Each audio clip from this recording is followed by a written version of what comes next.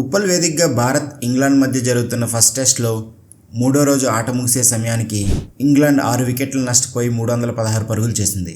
England one down batsmen Ollie Pope అద్భుతమైన సెంచరీతో Indian bowlers చేతిలో వాళ్ళ జట్టు పతనం కాకుండా కాపాడాడు. క్రమంగా బ్యాటింగ్కి కష్టమవుతున్న ఈ పిచ్పై ఓలీ పోప్ 148 పరుగులు చేసి నాటౌట్గా నిలిచి జట్టును ఆదుకున్నాడు. తొలి ఇన్నింగ్స్లో 190 పరుగుల ఆధిక్యం సాధించిన భారత్ రెండో ఇన్నింగ్స్లో ఇంగ్లాండ్ త్వరగా అవుట్ చేస్తుందని అంతా భావించారు. కానీ ఓలీ పోప్ క్రీజ్లో పాతుకుపోయి తన జట్టుని కాపాడాడు. ఇండియన్ స్పిన్నర్స్ అద్భుతంగా బంతులేసినా ఏమాత్రం వెనకడుగేయకుండా పోప్ రన్స్ రాబట్టాడు. ఇంగ్లాండ్ రెండో ఇన్నింగ్స్లో ఈవేళ ఆట ముగిసే సమయానికి 6 వికెట్లకి 316 పరుగులు చేసింది. క్రీజ్లో పోప్తో పాటు రెహాన్ 16 పరుగులతో ఉన్నాడు.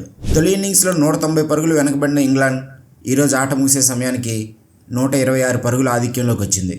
ఓలీ పోప్ కాకుండా ఓపెనర్ డకెట్ 47 పరుగులు, కీపర్ బెన్ ఫోక్స్ 34 పరుగులు, జాక్ క్రాలే 31 పరుగులతో పోప్కి సహకారం అందించారు. ఇంగ్లాండ్ మెయిన్ బ్యాట్స్మెన్స్ విఫలం అవడంతో ఇంగ్లాండ్ ఇంకా మంచి స్థితిలో ఉండే అవకాశాన్ని వదులుకుంది. భారత్ బౌలర్లో బుమ్రా 2 వికెట్లు, అశ్విన్ 2 వికెట్లు, రవీంద్ర జడేజా, అక్షర్ పటేల్ చెరో వికెట్ తీశారు. అంతకుముందు ఇండియా తొలి ఇన్నింగ్స్లో 436 పరుగులు కాలౌట్ అయింది. మూడో రోజు 7 వికెట్లకి 421 పరుగుల వద్ద ఇన్నింగ్స్ను మొదలుపెట్టిన ఇండియా మిగతా 3 వికెట్లు కూడా త్వరగానే కోల్పోయి 436 పరుగులు కాలౌట్ అయింది.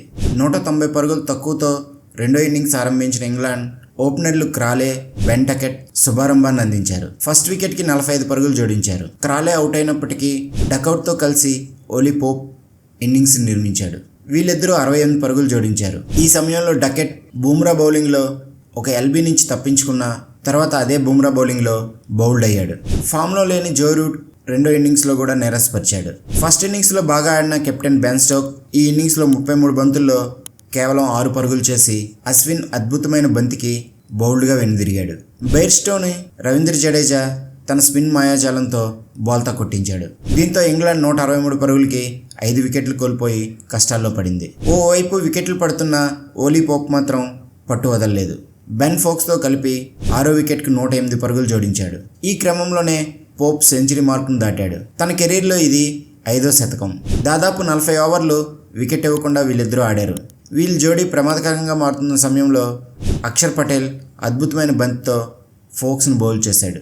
ఆ తర్వాత క్రీజ్లోకి వచ్చిన రెహాన్తో కలిపి ఓలీ పోప్ మరో వికెట్ పడకుండా మూడో రోజు ఆటను ముగించాడు. ఈ వీడియో మీకు నచ్చినట్లయితే ప్లీజ్ లైక్ చేయండి, షేర్ చేయండి. ఈ ఛానల్ మీరు మొదటిసారి చూసినట్లయితే ప్లీజ్ సబ్స్క్రైబ్ చేసుకొని ఎంకరేజ్ చేయండి. Thank you.